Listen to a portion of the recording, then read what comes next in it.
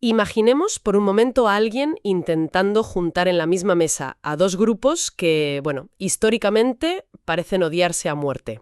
Puf, menuda tensión, ¿no? Total. O sea, por un lado, los devotos de la ciencia, la física, la lógica pura. Y por el otro, los defensores acérrimas del dogma religioso y la fe. Ya es que es como intentar organizar una cena y que convivan en perfecta armonía los físicos cuánticos del CERN con un grupo de monjes medievales. Exacto. Parece la receta para un desastre absoluto. Pues, a ver, eso fue exactamente lo que hizo el protagonista de nuestra inmersión profunda de hoy, que es Santo Tomás de Aquino. Y lo hizo con tanta maestría que su sistema ojo sigue estudiándose siglos después. Tal cual. Así que bienvenidos y bienvenidas a este espacio donde hoy nos tiramos de cabeza a la piscina de Filopau Madrid, porque, a ver, sobrevivir a segundo de bachillerato requiere una resistencia a nivel extremo. Sí, sí.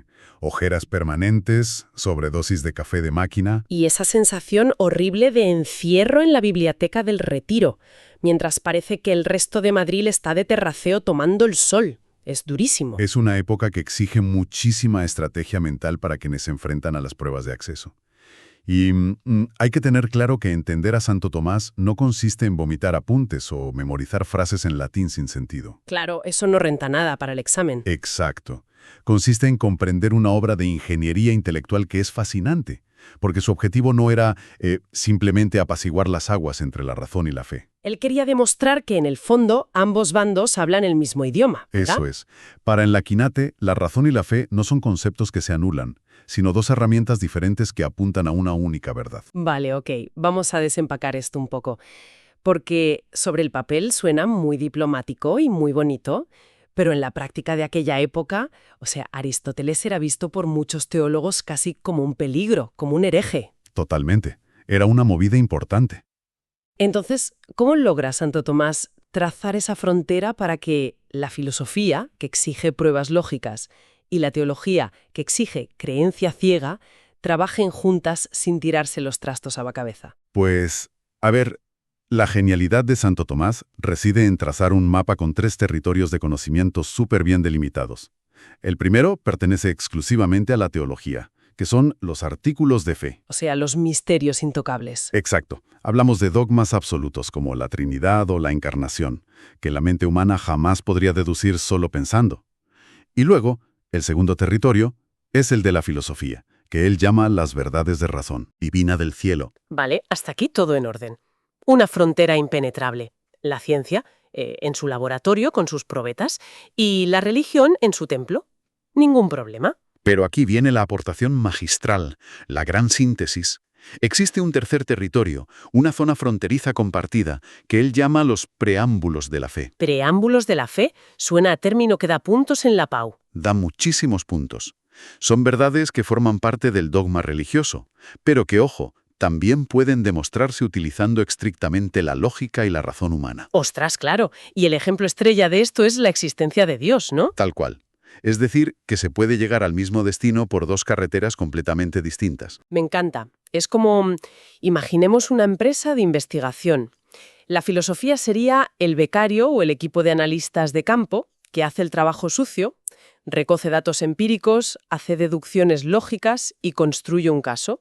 Y esa sería la razón. Ajá, buena analogía. Y la teología sería la jefa de la empresa, la dirección, que ya conoce la meta final a través de la fe. De hecho, Santo Tomás usa una expresión que es mítica, ¿no? Dice que la filosofía es la sierva de la teología, la ancilla theologiae. Esa metáfora empresarial ilustra muy bien la jerarquía, pero hay que añadir un matiz que es crítico. No es que la teología de órdenes ciegas y la filosofía tenga que falsificar los datos para darle la razón. Ah, vale, no hay corrupción en esta empresa. No, no. Santo Tomás defiende que la verdad es una sola, porque Dios es el autor tanto de la naturaleza, que estudia la razón, como de la revelación, que estudia la fe. Claro, o sea, vienen del mismo sitio. Exacto. Si alguna vez hay una contradicción entre lo que dice la ciencia y lo que dice la religión, significa que la filosofía ha razonado mal o que la teología ha interpretado mal los textos. Pero, en esencia, nunca pueden chocar realmente. Vale, pues ese equipo de analistas de campo, o sea, la filosofía, tiene un método de trabajo muy estricto, ¿no? Sobre todo cuando intentan abordar ese gran preámbulo de la fe. demostrar que Dios existe. Uf, sí. Ahí es donde saca la artillería pesada. Porque en el temario se insiste muchísimo en que Santo Tomás rechaza de forma fulminante las demostraciones a priori, como el famoso argumento ontológico de San Anselmo. Y, a ver, hagamos una pausa aquí. Venga. El argumento a priori es aquel que intenta demostrar algo partiendo únicamente de la idea en la mente, sin mirar al mundo físico, sin salir a la calle a comprobarlo, ¿verdad? Exactamente. San Anselmo veniere fiel que, si tenemos en la mente la idea del ser más perfecto imaginable, ese ser tiene que existir en la realidad obligatoriamente. Porque si no existiera, le faltaría una perfección, y entonces ya no sería el más perfecto. Es como un trabalenguas mental. Totalmente. Y Santo Tomás responde a esto diciendo que es un salto ilógico. Afirma que el entendimiento humano no está capacitado para comprender directamente la esencia de Dios y, por tanto, no puede deducir su existencia solo con pensarlo encerrado en una habitación. Claro, es que el ser humano necesita pruebas tangibles. Por eso Santo Tomás exige que cualquier demostración sea a posteriori. Eso es. De los efectos a las causas. Lo cual, a ver, tiene todo el sentido del mundo. Es pura investigación policial. Si alguien llega a un piso compartido un domingo por la mañana, no se puede demostrar que la noche anterior hubo un fiestón espectacular simplemente cerrando los ojos y analizando el concepto mental de fiesta. Sería absurdo intentar convencer así a alguien. Claro, eso sería a priori y en un juicio se reirían de ti. Se necesitan pruebas a posteriori. Hay que observar el suelo súper pegajoso, los vasos tirados por todas partes, ese olor a pizza fría. Los efectos sensibles, vamos. Exacto, los efectos sensibles. Y a partir de esos efectos que estás viendo, la razón traza una línea lógica hacia atrás y deduce que hubo una causa, que es la fiesta. Es un ejemplo impecable del método tomista. Y esa misma lógica, de trazar la línea desde los efectos visibles hasta la causa invisible, es el motor de sus famosísimas 5 vías. Que son el terror de los estudiantes. Bueno, pero si las entiendes, no son para tanto. Las 5 son demostraciones a posteriori y comparten una estructura lógica idéntica. Primero, parten de un hecho observable en el mundo físico, empírico. Segundo, aplican el principio filosófico de causalidad eficiente. Vale, detengámonos en la causalidad eficiente un momento, porque es el típico término que asusta cuando lo ves en los apuntes. En términos llanos, es la fuerza o el agente que hace que algo pase, ¿verdad? Sí, ni más ni menos. O sea, si hay una escultura de mármol, la causa material es la piedra, pero la causa eficiente es el escultor con su cincel golpeando esa piedra. Alguien haciendo algo. Una definición perfecta. Toda la realidad física necesita una causa eficiente. Y el tercer paso de las vías es crucial. Argumentar que es lógicamente imposible, o sea, absurdo, que existe una cadena infinita de causas hacia atrás. Es lo del efecto dominó, ¿no? O el ejemplo del tren en movimiento. Un vagón es empujado por el anterior y ese por el anterior.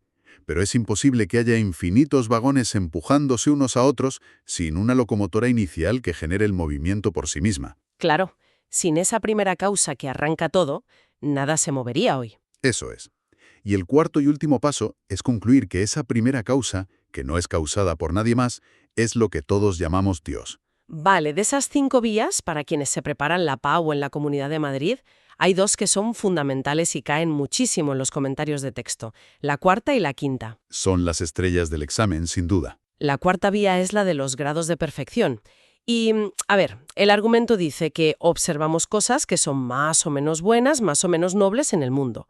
Y que, si existe el más o el menos, tiene que existir un máximo absoluto. Ajá, así empieza. Pero, un momento. A ver, si alguien dice que un helado de pistacho es mejor que uno de vainilla, eso no significa que exista un helado supremo absoluto flotando en el cosmos. Es puramente subjetivo. ¿Por qué Santo Tomás da ese salto lógico de decir que porque vemos cosas mejores tiene que existir un máximo real y objetivo? Es una objeción fantástica. El truco está en que Santo Tomás no habla de gustos subjetivos como el sabor del helado. Él habla de perfecciones ontológicas, es decir, del nivel de ser de las cosas. Vale, explícame eso del nivel de ser. Pongamos un ejemplo físico. Una piedra existe y tiene masa, ¿vale? Pero un árbol existe, tiene masa y además tiene vida biológica. Un perro existe, tiene masa, vida biológica y además sensibilidad, siente cosas. Y el ser humano le suma a todo eso la racionalidad. Exacto. Hay una escala objetiva de complejidad y perfección en la naturaleza. Según el Akinate, todas las cosas del universo tienen esas perfecciones, pero no por sí mismas, sino porque participan de una fuente original. Como que lo reciben prestado. Eso es. Santo Tomás dice que el fuego es la causa de todo lo caliente. Pues, de la misma forma, tiene que existir un ser que no tenga bondad o no tenga existencia, sino que sea la bondad y la existencia absolutas. Esa fuente máxima es Dios. Ostras, vale, eso aclara muchísimo el concepto. No es una cuestión de preferencias de Spotify, es una cuestión de jerarquía en la estructura misma de la realidad. Tal cual. No tiene nada que ver con lo subjetivo. Y luego está la quinta vía, la del orden del mundo o vía teleológica, que está basada en la finalidad. Básicamente señala que incluso los seres que no tienen inteligencia, como yo que sé, las plantas o los planetas en sus órbitas, actúan de una manera ordenada para alcanzar un objetivo. Es el orden cósmico del que hablaba Aristóteles. Claro. Y si una flecha da en el centro exacto de una diana, no es porque la madera y las plumas de la flecha sean súper listas y hayan decidido ir allí. Es porque hay un arquero detrás apuntando con un propósito. Exacto. Ese arquitecto o esa inteligencia suprema que ordena el universo es Dios. Esa es la estructura. Sin embargo, para que todo este sistema lógico, que recordemos que es de herencia aristotélica, pudiera encajar con la doctrina cristiana de la creación, Santo Tomás tuvo que hacer una modificación profunda en la mismísima ontología de Aristóteles. Se metió en camisa de 11 varas. Ya te digo, Aristóteles explicaba la realidad física con el hilemorfismo. Afirmaba que toda sustancia está compuesta de materia y forma. La materia es de que está hecho algo, y la forma es la estructura, que hace que sea ese algo y no otra cosa. Espera. Para el carro. Hilemorfismo, esencia, existencia. Vamos a bajar esto a la tierra. Explícamelo como si tuviera 5 años. Si Aristóteles ya tenía la materia y la forma, ¿qué le falta a la ecuación? Pues a ver, le falta explicar de dónde sale el universo en primer lugar. Aristóteles creía que el universo era eterno. Pero claro, el cristianismo defiende la creación ex nihilo, de la nada. Claro, el Génesis y todo eso. Para solucionar esto, Santo Tomás toma prestada una idea de la filosofía islámica, en concreto de Avicena, y establece la diferencia radical entre la esencia y la existencia. Vale, ¿y cuál es la diferencia? Suma de la materia y la forma. Es el que es una cosa, su definición. Pero la existencia es el hecho de que esa cosa esté ahí de manera real en el mundo. En todos los seres del universo, la esencia y la existencia son distintas. Ninguna criatura tiene la existencia por derecho propio. O sea, que la reciben de fuera. A ver si lo entiendo. Es como el proceso de crear un avatar en un videojuego de rol. A ver, cuéntame. Alguien entra en el menú y configura un personaje. Le pone, yo qué sé, pelo azul, armadura de cuero, le sube los atributos de fuerza y destreza. Toda esa configuración sería su esencia. ¿Qué es ese personaje y cómo está estructurado? Ya existe como concepto en la cabeza del jugador. Ajá, vas por buen camino. Sin embargo, ese avatar no tiene ninguna existencia real en el servidor del juego. No puede interactuar con el mundo hasta que el jugador hace clic en el botón de crear personaje. Exacto. Lo real tienen una esencia, un diseño, pero necesitan a un ser supremo para recibir la existencia material. Es una forma brillante de visualizarlo. Todos los seres creados son contingentes. Podrían existir o no existir como ese avatar antes de que le des al botón. Solo hay un ser en toda la realidad donde la esencia y la existencia son exactamente lo mismo. Un ser cuya misma definición es existir. Ese es Dios. O como lo denomina Santo Tomás técnicamente, el ipsum esse subsistens, el ser mismo subsistente. Al apretar ese botón metafórico que decías, Dios otorga existencia a las esencias de forma libre. ¡Qué fuerte! Y esto nos lleva directamente a un punto clave del temario, la epistemología, o cómo el ser humano conoce ese mundo que ha sido creado. Porque claro, si no hay ideas innatas preinstaladas en la mente, el conocimiento tiene que empezar obligatoriamente por los sentidos físicos. No hay otra forma de que entre la información. El viaje que describe el tomismo es un proceso de refinamiento de datos súper chulo. Empieza en el ojo humano, por ejemplo, que capta un objeto particular y crea una imagen en la memoria. Esa imagen, que todavía es material y concreta, se llama fantasma. Así es. Y aquí entra en juego el verdadero motor de la mente humana. Como el fantasma sigue siendo una imagen material y el entendimiento necesita conceptos abstractos universales, Santo Tomás introduce las figuras del entendimiento agente y el entendimiento paciente. El dúo dinámico. Total. La función del entendimiento agente es iluminar ese fantasma, despojarlo de todas las características particulares y extraer la esencia universal pura. Esta es la clave absoluta del proceso de abstracción. Esto se puede explicar comparándolo con el algoritmo interno de redes sociales como Instagram o TikTok. A ver, sorpréndeme. Los sentidos recogen datos concretos. Imaginemos que un usuario da me gusta a un vídeo específico de un gatito, luego a otro de una receta de pasta, luego a otro de otro gato. Esos vídeos concretos con sus likes son los fantasmas sensibles. Vale, lo veo. El entendimiento agente actúa como ese algoritmo invisible que limpia los detalles particulares, no le importa si el gato era blanco o negro. Extrae la esencia universal. Vídeos de mascotas. Y una vez que tiene esa idea universal, se la pasa al entendimiento paciente, ¿Qué sería? que es como el perfil publicitario final que crea la plataforma en su base de datos para entender el concepto global del usuario y mostrarle más de lo mismo. Oye, pues el paralelismo con la abstracción algorítmica es súper útil para visualizarlo. Además, hay un detalle vital en esto que suele ser pregunta de examen trampa. Uy, cuenta.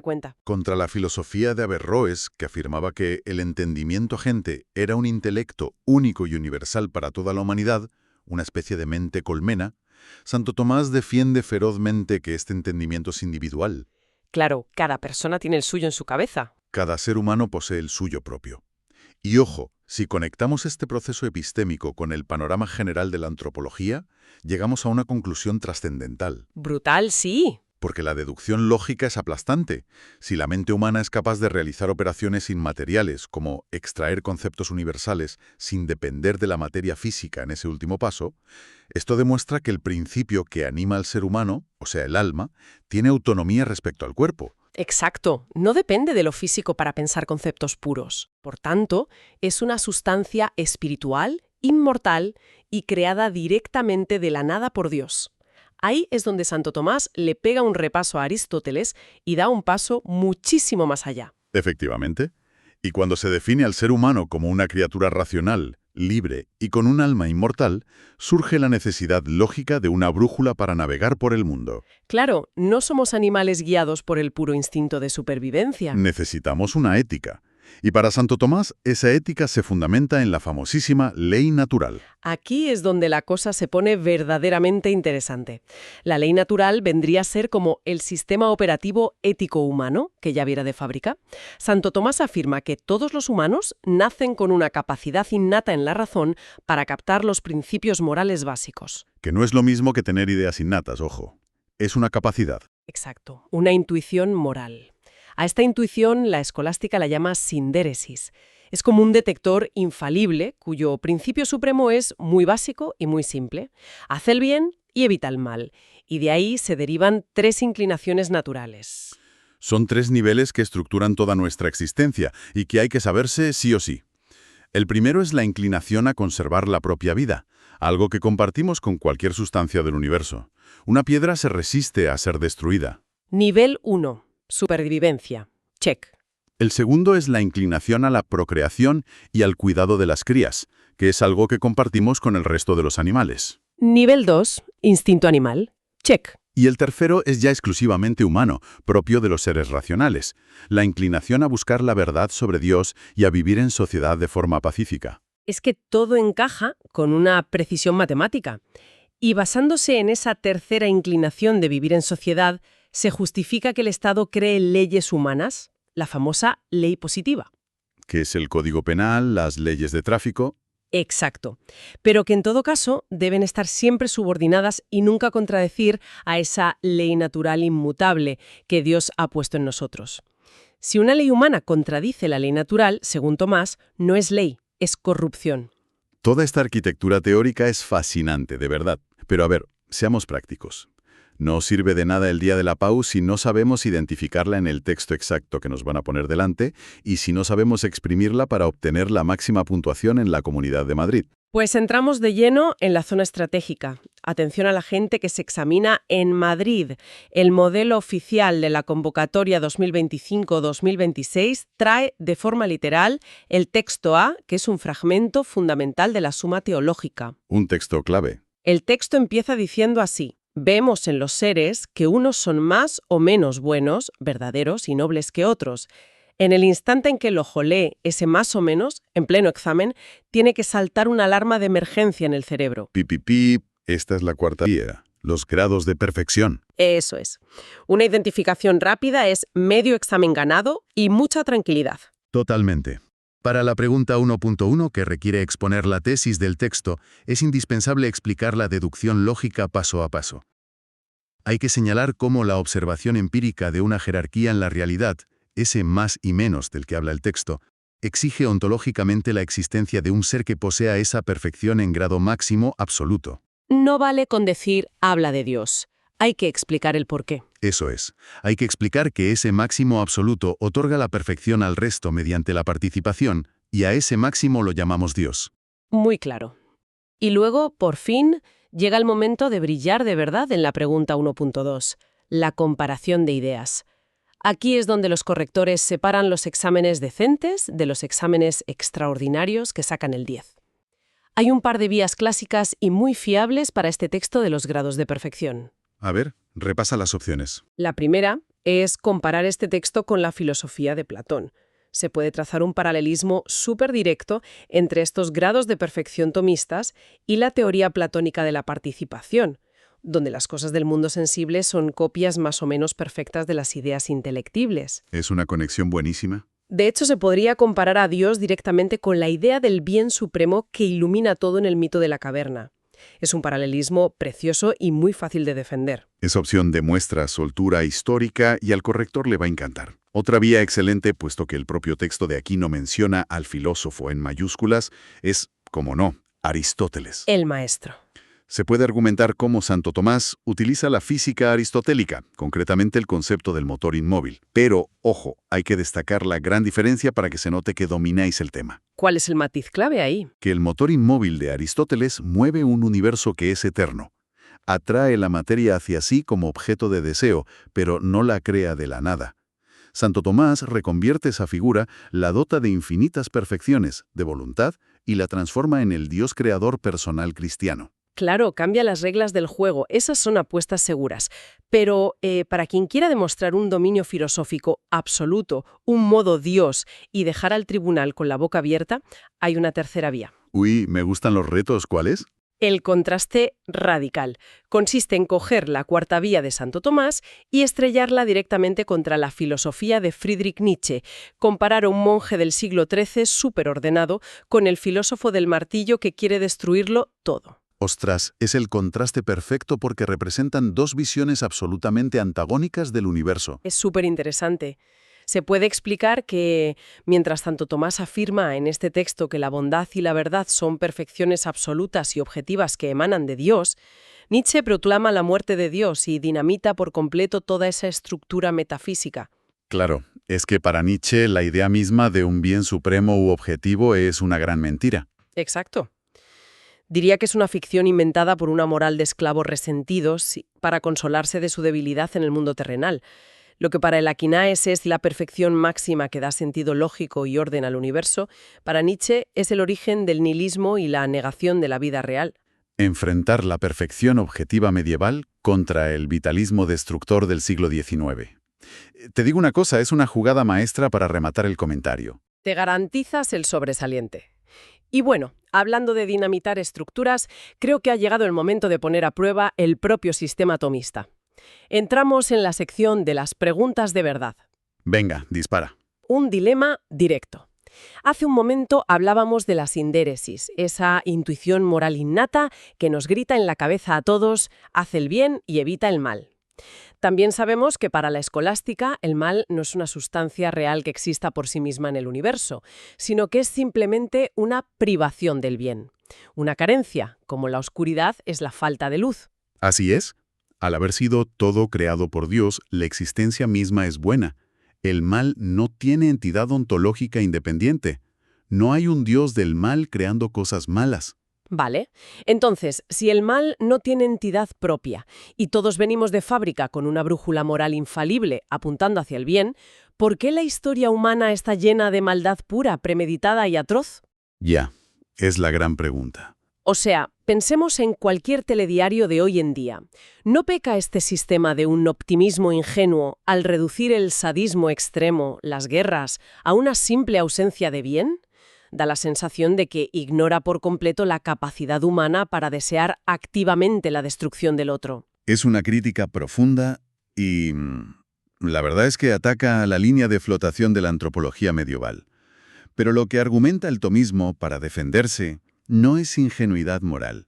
Lo que hace es introducir un factor de caos necesario en la ecuación, el libre albedrío humano y las pasiones. Vale, ¿cómo encaja eso con la brújula infalible? La sindéresis, esa brújula moral, siempre capta los grandes principios de forma infalible.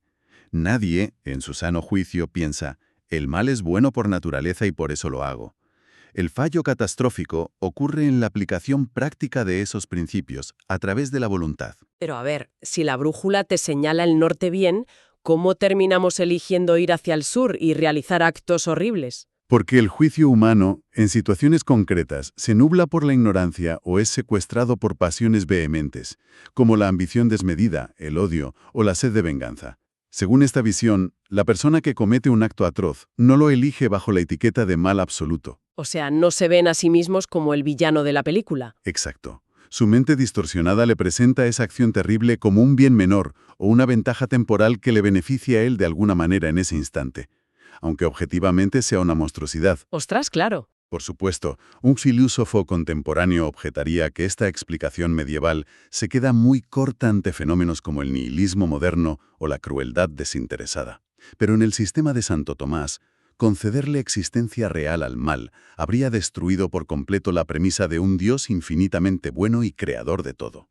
Entonces, ¿qué significa todo esto en la práctica? Es bastante perturbador pensar que detrás de la peor de las atrocidades hay una voluntad que se está engañando a sí misma, convenciéndose de que persigue algún tipo de bien, por muy retorcido y enfermo que sea. Sí, es un abismo psicológico muy interesante. Y es justo esta profundidad la que demuestra que estamos ante un edificio intelectual monumental.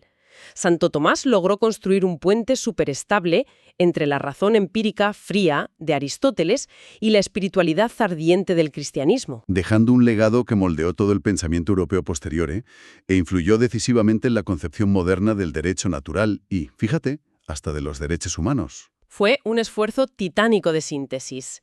Sistematizó todo el saber de su época de manera ordenada y exhaustiva, como si fuera una enciclopedia, respondiendo de antemano a miles de posibles objeciones. Literalmente pensó en todas las críticas que le podían hacer y las contestó en la suma. El consejo definitivo, de verdad, para enfrentarse a este autor en la prueba de acceso no es intentar memorizar párrafos interminables en el metro, en la línea 6, 5 minutos antes de entrar al aula sudando. Por favor, no hagáis eso, que sale fatal. Es vital descansar, mantener la hidratación y, sobre todo, comprender el porqué de las cosas.